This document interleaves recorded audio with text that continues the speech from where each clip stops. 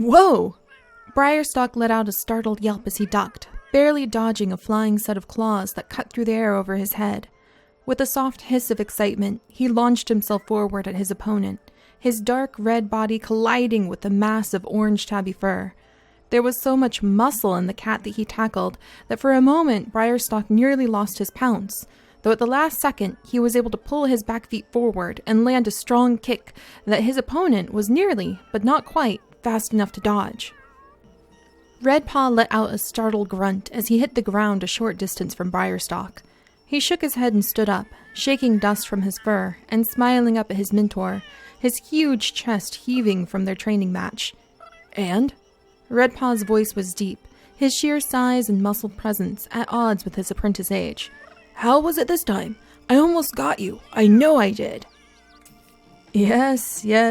Briarstock laughed as he flexed his legs, a rueful smile in his voice. "I swear, Redpaw, running into you is like running into a tree. Did the forest spirit give you some of your mother's abilities after all?" Briarstock chuckled and waved his tail towards his apprentice, his eyes bright with amusement. "You're shaping up to be a fine warrior." Redpaw drew himself upright at the praise from his mentor, a flicker of excitement in his eyes. Briarstock tilted his head to one side as he eyed his apprentice up, his tail twitching thoughtfully behind him. "Yes, I'm pretty sure that soon Lionstar will have to give you a proper test. It is leaf fall now, after all. Though you do still need to work on..." Movement to the side caught both cats turning, and Redpaw stiffened as he saw who it was. "Ah, yes, just the cat I wanted to see." Briarstock chuckled as Oakglade, Redpaw's older brother and a full warrior of Moss Clan, walked into the training grounds towards the two cats, his tail held high and friendly behind him. "Oakglade, I was hoping to see you. I was just telling Redpaw that he still has some work to do before he can become a warrior. He's still very stiff in his movements during a hunt or fight. You, though, now you know how to move like a proper warrior, light on your paws and fast with your movements. Do you have some time to show Redpaw how it's done?" Redpaw stiffened beside his mentor, his eyes flashing as the familiar rush of bitter rage flooded his body. It was all he could do to keep his fur from rising in challenge as his vision was washed red with anger. Of course Oakglade, perfect warrior of Moss Clan, would show up now, and... In front of them, Oakglade flinched, stumbling over his own paws so suddenly he nearly tripped and fell into the dirt. Briarstock let out a meow of concern, and Redpaw blinked in surprise, startled to see the usually oh-so-graceful warrior trip over his own front paws.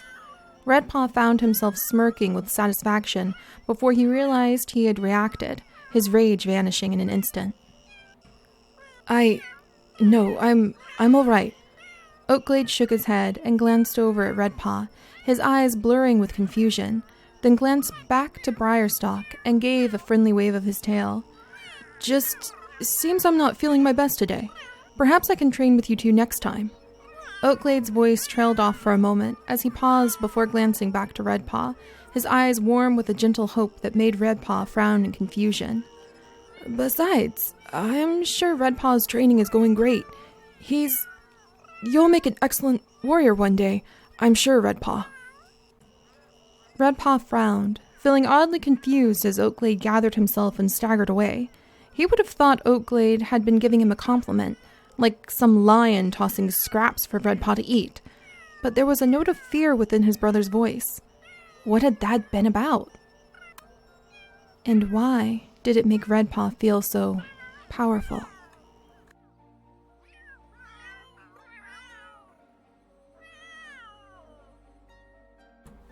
"So, what do you say? Am I fighting ready?"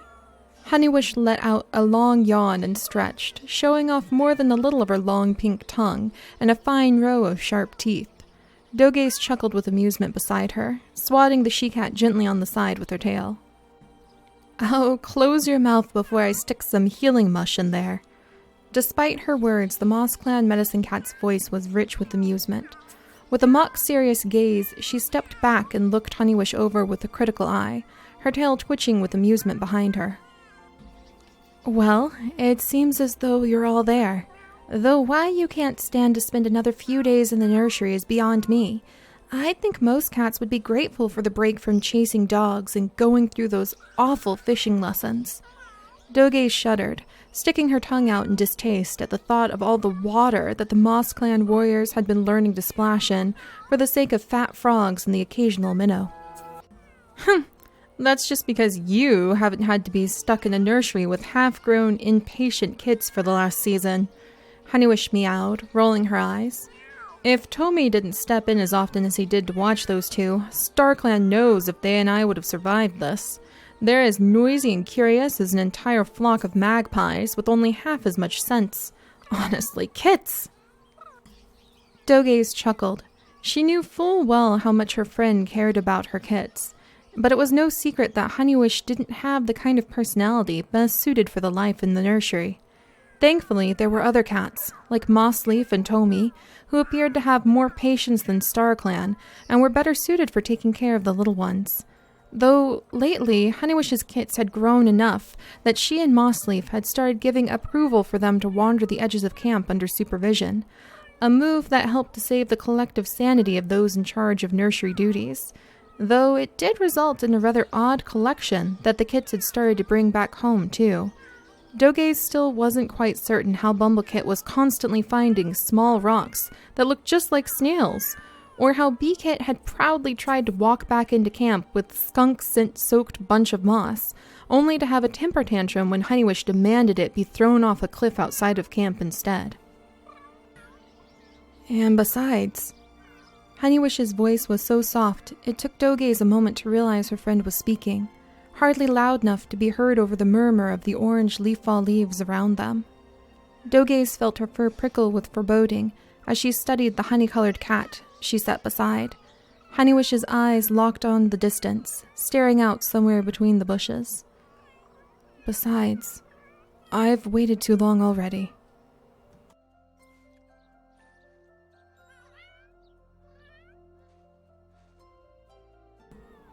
Our prey pile has improved significantly, not only thanks to the arrival of Leaffall, but the new hunting techniques we have been applying to the waters of the rushing lake.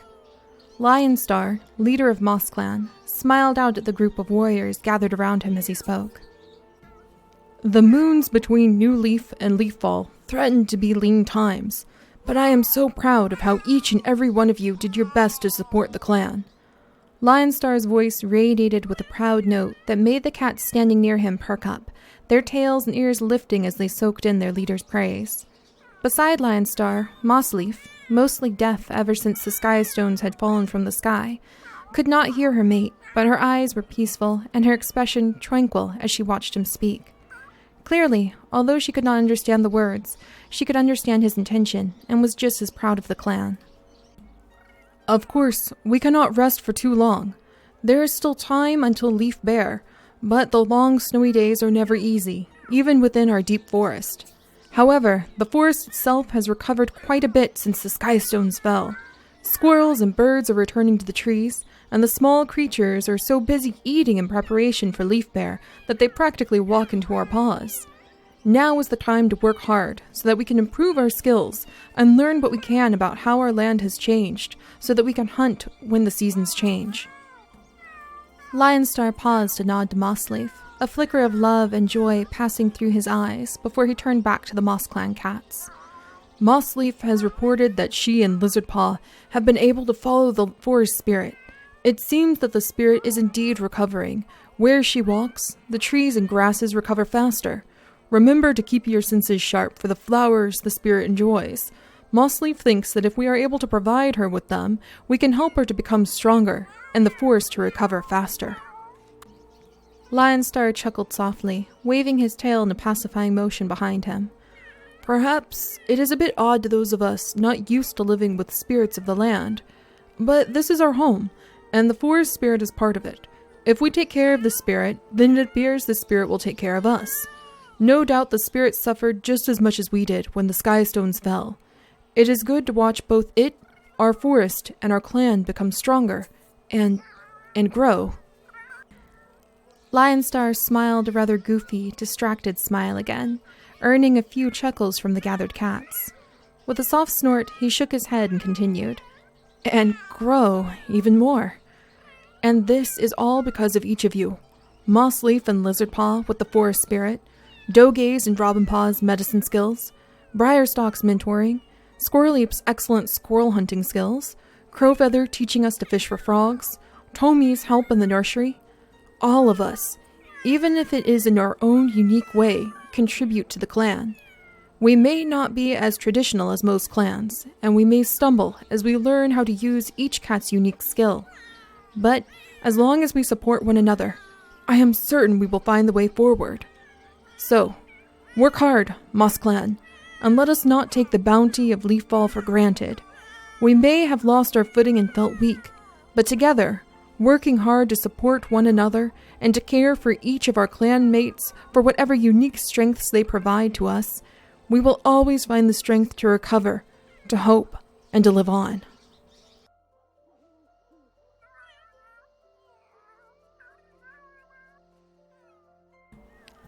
Lizardpaw glowered at the gathered cats in front of him, too far away to hear Lionstar's words with his large green ears. Not that that mattered. The grass rustling under his paws had eagerly shared the information the blades had gathered through their root system, each piece vying against the other for attention. There was quite a lot of grass, after all, and each blade had to work hard to stand out. Lizardpaw snorted and ignored them, his gaze locked with annoyance on the green and tabby she-cat beside Lionstar. His mother, Mossleaf, the other spirit of the forest cat, though the trees didn't speak to her as they did to him, and lately Lizardpaw was realizing the difference. Lately, there were a lot of differences. Lizardpaw sniffed disdainfully again and continued his glower, wondering how he was going to have enough time to gather flowers for the spirit of the forest now that this had happened. The work always went faster with Mossleaf's help, but with her... An acorn fell nearby, startling Lizardpaw. With a soft hiss, he glared up at the tree above him, heavy and laden with dozens and dozens of seeds. "Not you too," Lizardpaw muttered, highly annoyed. "It is already getting too noisy around here without you adding to it." In response, the tree dropped a few more acorns, a few of the ones closest to Lizardpaw immediately cracking open and sending out tiny green sprouts, eager for their chance to reach for sun and soil before the others. Muttering angrily to himself, the green and orange tabby cat kicked up his legs and stalked into the bushes of the forest, pursued by the ever-constant whisper of the leaves and trees.